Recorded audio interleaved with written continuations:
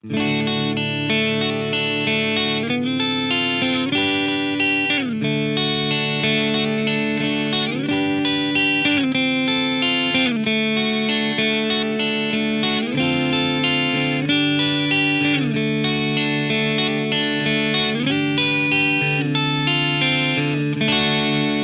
everyone, thanks for watching.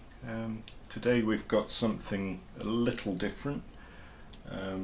This isn't a new guitar by any means. This is a new old stock PRS Custom from 1989. So this is as the original 85-86 guitars were. No changes had been made by 1989 to the standard model, and this has been kept in its case for a good number of years, and it's as if it's, you know, come out of the factory today. Absolutely incredible condition.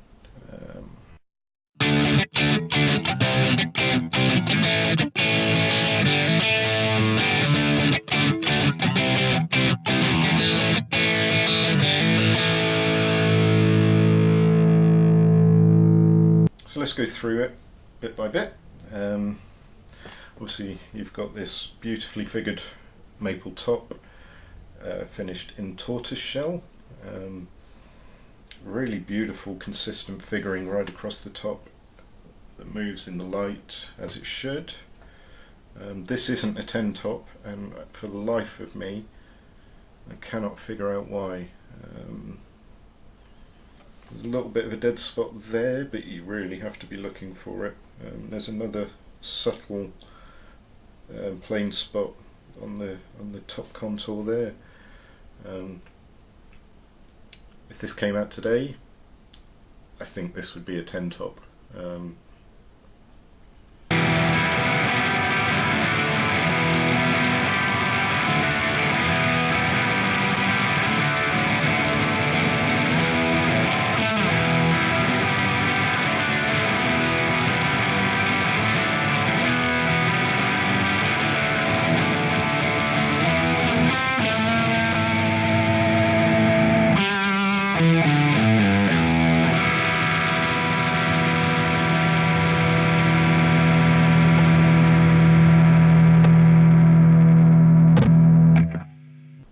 Ten tops did exist at this time, and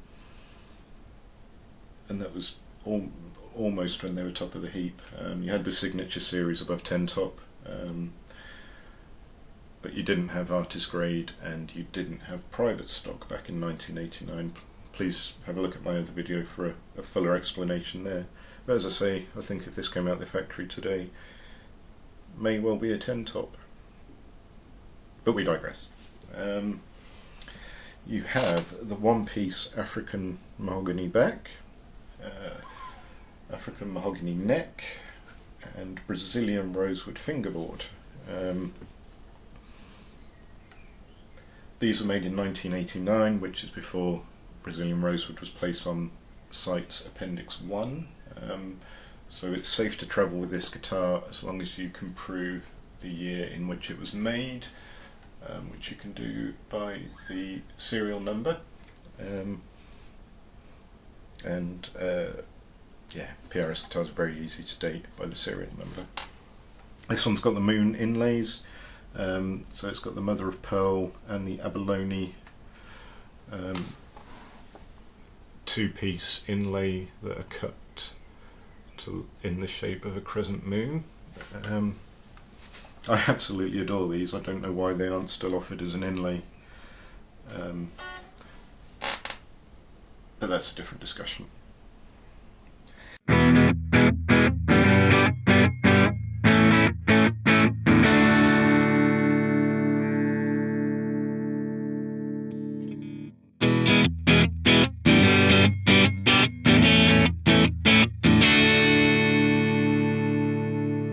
In terms of hardware, you've got the first generation PRS trim that was designed by John Mann.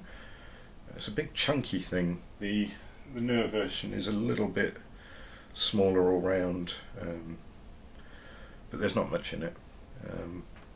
You've got the phase 1 tuners with the winged collars to lock the string in place. Can be a bit of a faff. There is a technique to it once you get used to the technique. They're very stable and very quick to restring, but there's no denying the phase 2 and 3 have brought the game forward even further because they're even easier and even quicker to use. You can tell the really old ones because they've only got a single screw holding the D and the G tuners in place. You've got 2 humbuckers, which are the PRS standard treble and bass, a master volume control, a sweep switch, which is a passive buffer circuit that just seems to lift the guitar when it's engaged, particularly in the bass register. It's a really cool feature, but you tend to find yourself leaving it turned on all the time.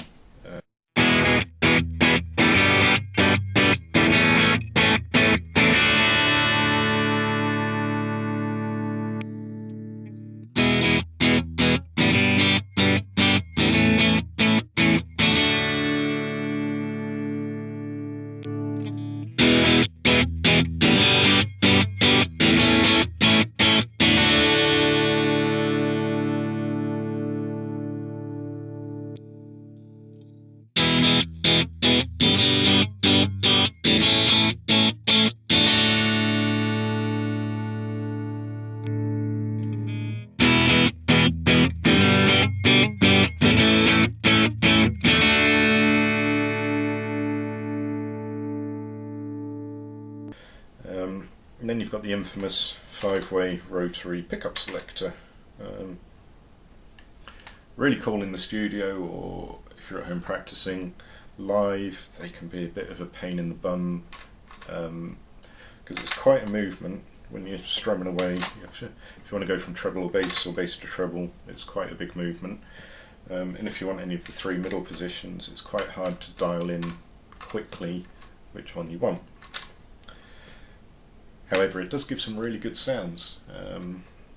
So position 10 is the bridge pickup.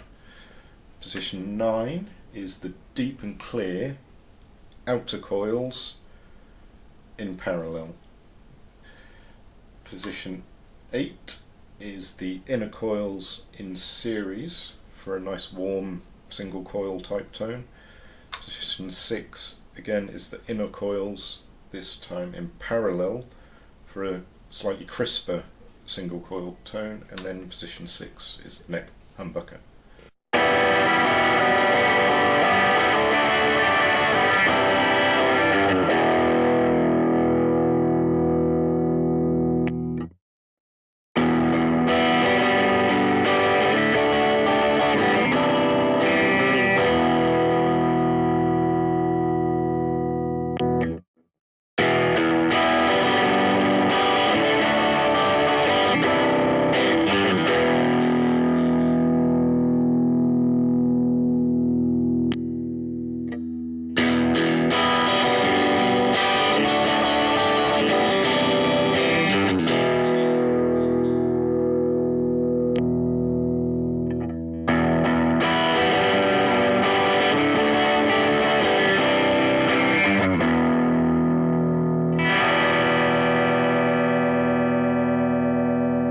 In terms of the neck, this is just the PRS regular neck, very similar to the pattern regular that you find on almost all of the S2 guitars made today, and it's one of my favourite PRS neck profiles.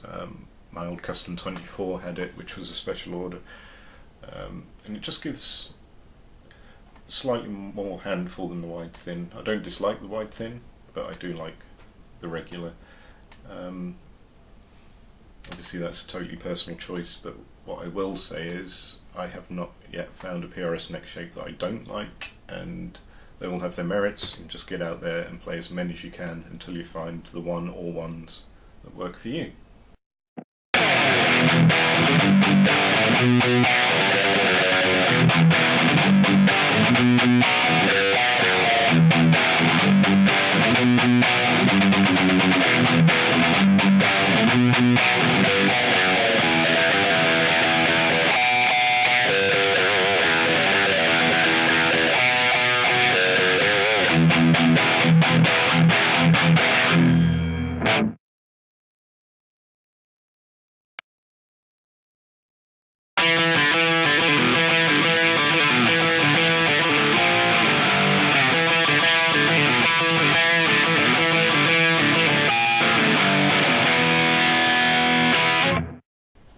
Paul would have you believe that there's quite a difference between his old guitars and his newer guitars.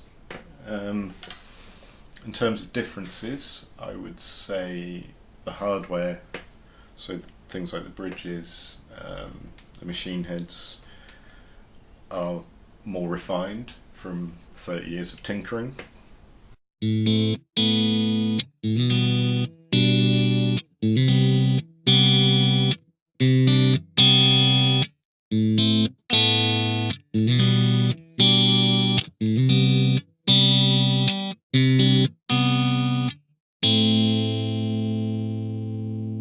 I would say the electronics are more versatile today. This has 6 sounds that can be fiddly to get to on the fly. The 2017 CE24 has 6 sounds, and the 594 has 8 sounds.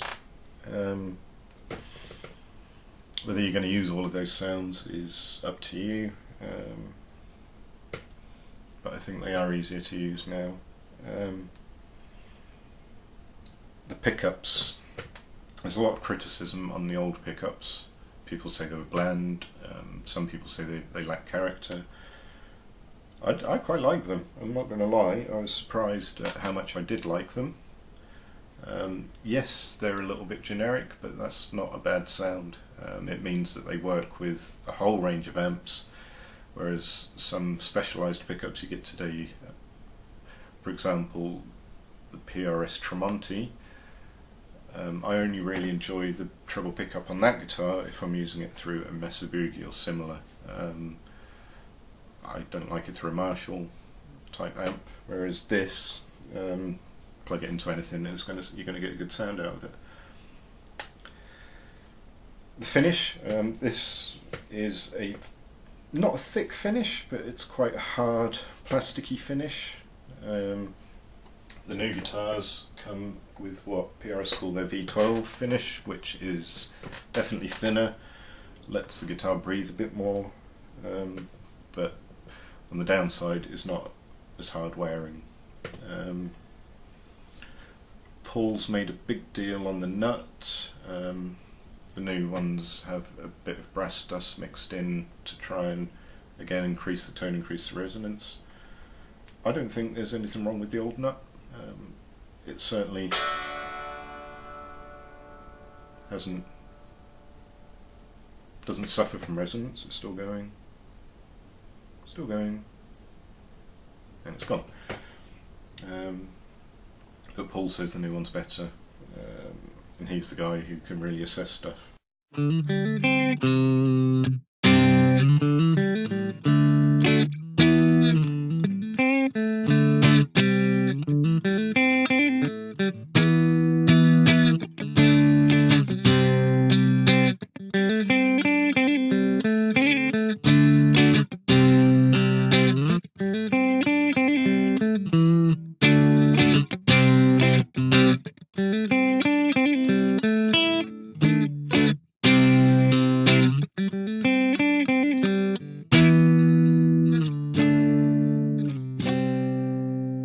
I just want to say, in terms of those little tweaks and little refinements that Paul says he's made over the years, individually, you wouldn't notice any single one of them.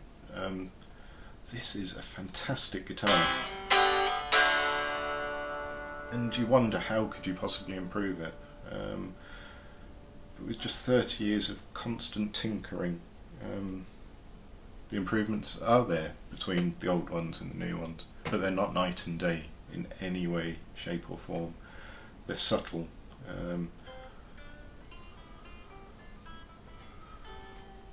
Subtle but noticeable. And the other argument you get is, well, the old ones are better because the woods were better.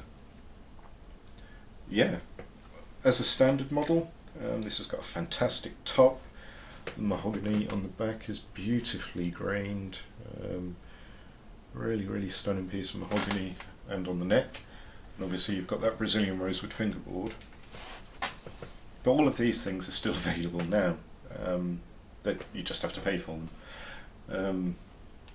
Artist Pack will upgrade the mahogany on the back. It will give you a more figured top. You can choose Brazilian rosewood for an artist pack if you're in America, or you can choose to change the shaft of the neck to maple or Indian rosewood. You can also have maple or ebony fingerboards, and they're all artist pack equals top-notch wood. You've also got the wood library, such as this guy. Again, you can, or the dealer can, specify a slightly different combination of woods or higher grade woods. But as a standard default model, the wood on this is absolutely fantastic. So yeah, I do agree with that statement to an extent. Yes, the old ones had better woods. As standard, you can still get those better woods. You just have to pay for them these days.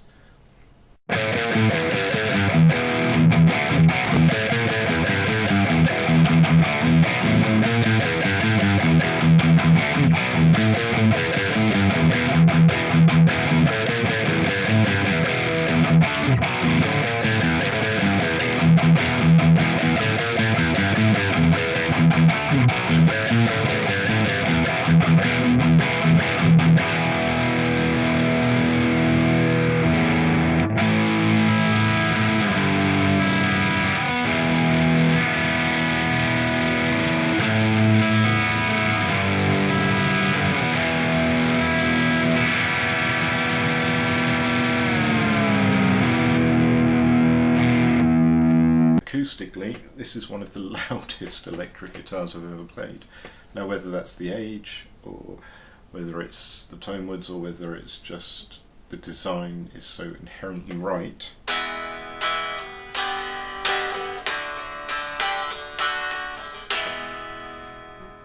it's loud. It's way louder than any other, as I say, any other electric guitar I've ever picked up, and it was the first thing that struck me when I was just strumming away on it unplugged.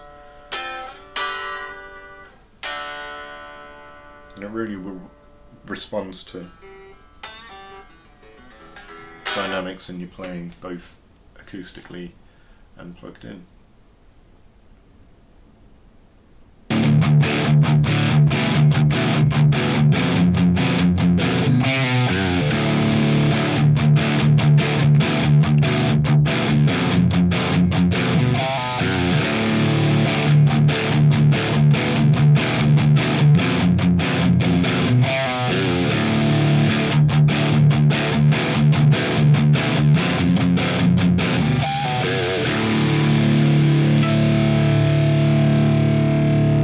All in all, these are a fantastic guitar. You can see why in the mid-80s, when these came out, they were a game changer. At that time, Fender were on their knees, really trying to get themselves out of a lot of trouble. They had started making good guitars again by the mid-80s, but there weren't many of them. They were hard to find, and they were on the way back up. Gibson were just before their second golden era of the 90s and the early 2000s.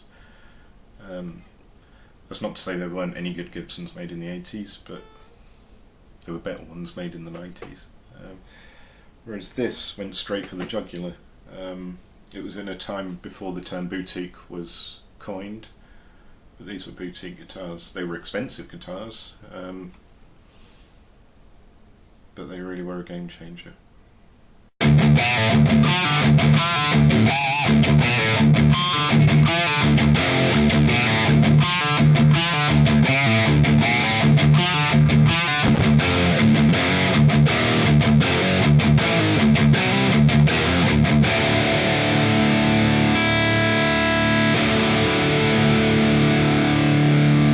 So this is a 1989 Paul Reed Smith Custom. It's not a Custom 24, even though it's got 24 frets, because there wasn't a 22 fret model when this was born. So this is just the Custom. On by 1989. The other one in the catalogue was the PRS Standard, which was the all mahogany version, but otherwise identical. And I hope you've enjoyed the video. It's been a privilege to spend time with this little bit of history. It's not very often you get an 80s PRS Custom put into your hands, let alone one that's as new.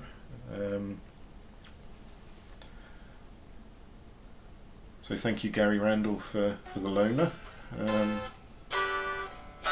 Really stunning instrument, which I have heard he might be persuaded to sell if the price was right, so tap him up if you're interested.